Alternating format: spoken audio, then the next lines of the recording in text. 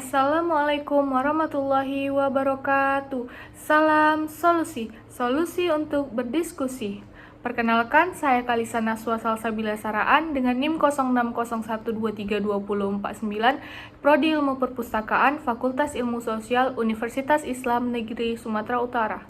Di video kali ini, saya ingin menjelaskan bagaimana pelaksanaan hak asasi manusia di Indonesia dan bagaimana menurut saya apakah ada keluhan masyarakat tentang hak asasi manusia di Indonesia dan apa solusi yang harus dilakukan. Pertama, saya akan menjelaskan apa itu HAM atau hak asasi manusia. Jadi, hak asasi manusia adalah hak dasar dan kebebasan yang dipilih oleh setiap individu sejak lahir tanpa memandang ras, jenis kelamin, kebangsaan, etnis, bahasa, atau status lainnya. Hak asasi ini dianggap universal dan melekat pada semua manusia serta tidak dapat dicabut atau dialihkan. Pelaksanaan hak asasi manusia di Indonesia sekarang mengalami kemajuan, tetapi masih menghadapi berbagai tantangan. Ada beberapa tantangan yang akan saya jelaskan.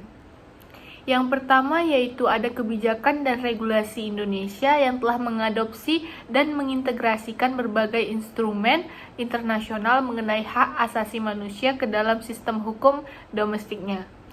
Undang-Undang Dasar 1945 dan berbagai undang-undang seperti UU Hak Asasi Manusia Nomor 39 Tahun 1999 memberikan landasan hukum yang kuat bagi perlindungan hak asasi manusia.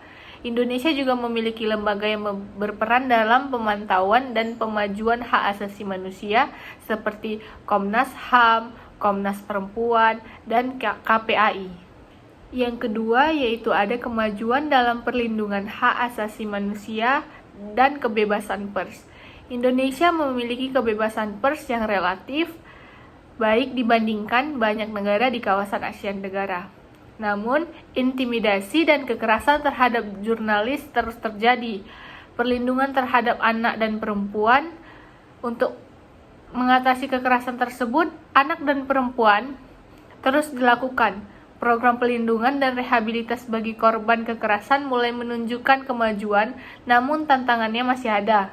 Hak-hak ekonomi, sosial, dan budaya, pemerintahan Indonesia berupaya meningkatkan akses masyarakat terhadap pendidikan, kesehatan, dan perumahan. Program bantuan sosial juga diperkenalkan untuk memerangi kemiskinan di Indonesia. Yang ketiga yaitu ada tantangan ketidakadilan.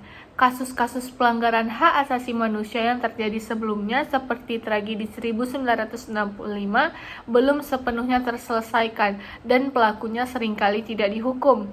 Hal ini menimbulkan ketidakpuasan terhadap masyarakat dan rasa ketidakadilan. Kebebasan berekspresi juga merupakan kebebasan pers yang memang ada, namun kebebasan ini berkumpul seringkali dibatasi. Demonstrasi damai terkadang bubar dan aktivis yang mengkritik pemerintahan terkadang menghadapi ancaman dan tindakan hukum. Kelompok minoritas termasuk kelompok agama, etnis, dan LGBT seringkali terus menghadapi diskriminasi kekerasan. Contohnya seperti kekerasan dalam rumah tangga, kekerasan seksual, dan eksploitasi anak masih menjadi masalah yang serius hingga saat ini. Penuntutan terhadap pelaku seringkali tidak efektif dan para korban seringkali tidak mendapatkan perlindungan yang memadai. Dari permasalahan yang telah saya sebutkan tadi, sekarang saya akan memberikan beberapa solusi menurut dari pendapat saya. Yang pertama yaitu harus adanya penguatan kapasitas aparat penegak hukum dalam menangani kasus-kasus dari pelanggaran hak asasi manusia, serta meningkatkan kemampuan penegakan hukum dan pastikan pelaku menerima hukuman yang pantas agar korban tidak merasa tidak adanya keadilan untuk dia. Yang kedua, adanya menjamin keselamatan dan perlindungan hukum bagi para pembela hak asasi manusia sehingga mereka dapat beroperasi tanpa intimidasi siapapun.